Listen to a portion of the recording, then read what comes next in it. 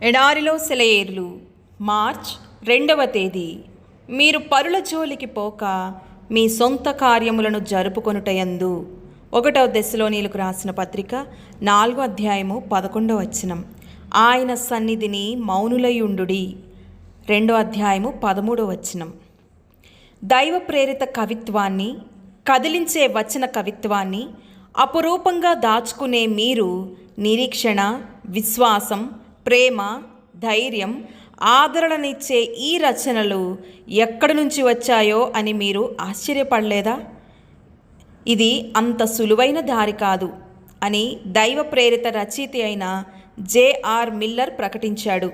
క్రీస్తుతో కూడా నిశ్శబ్ద లోయలలో ఉన్నప్పుడే నిజ జీవితానికి, మనుషుల గుణానికి అన్వయించబడాలని మేము కోరుకునే కలలు, చూచే దర్శనాలు సాకారమవుతాయి. పరిశుద్ధమైన భూలోక జీవితానికి అవసరమైన ప్రేరణలు, ఉత్తేజమును మేము అక్కడనే పొందగలము. ఈ లోకంలో మా చేతులు రూపించగలిగిన పవిత్రమైన సంగతులకు మాదిరిని మేము కొండ మీదనే దర్శించగలము. మౌనం రాజ్యమేలే నిశ్శబ్ద లోయలోనే నేను పాడే పాటలన్నిటినీ చూస్తాను స్వప్నంలో. మసకబారిన లోయ అడుగు భాగానికి సంగీతం గాలిలో చేరుకుంటుంది.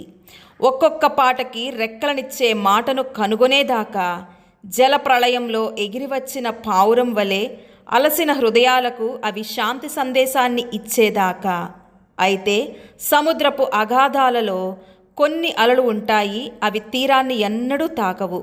నిశ్శబ్దంలోనే నేను ఆ పాటలు విన్నాను, అవి ఎప్పటికీ మాటలలో వర్ణించలేనివి. లోయలో నేను కలలు కన్నాను, అవి వర్ణించతరం కానివి, భాషకు అందనంత గంభీరమైనవి.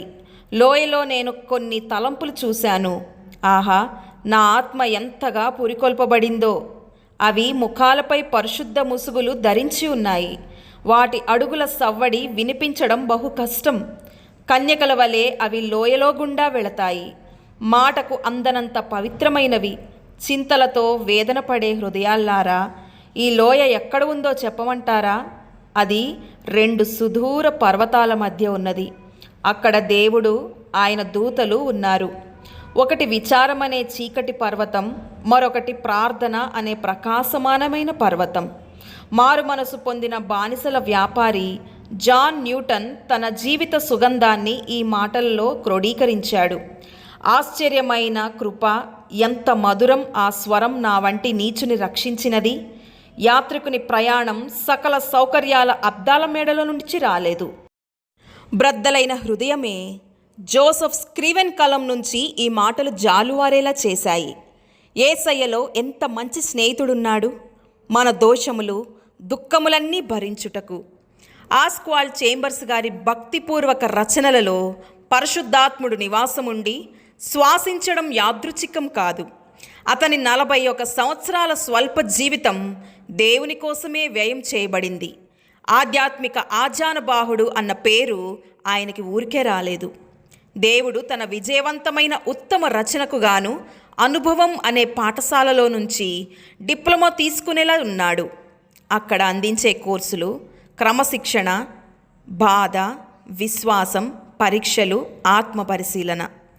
గాయపడి పెనుగులాడి దొమ్మిగా జనులు తన పైన పడినప్పుడు చార్లెస్ వెస్లీ ఒక పాలగదిలో ఆశ్రయం పొంది ఈ మాటలు రాశాడు. యేసయ్యా, నా ఆత్మ ప్రియుడా, నీ కౌగిట నన్ను చేర్చుకో. నీవు తప్ప మరొక ఆశ్రయం ఏమీ నాకు లేదు.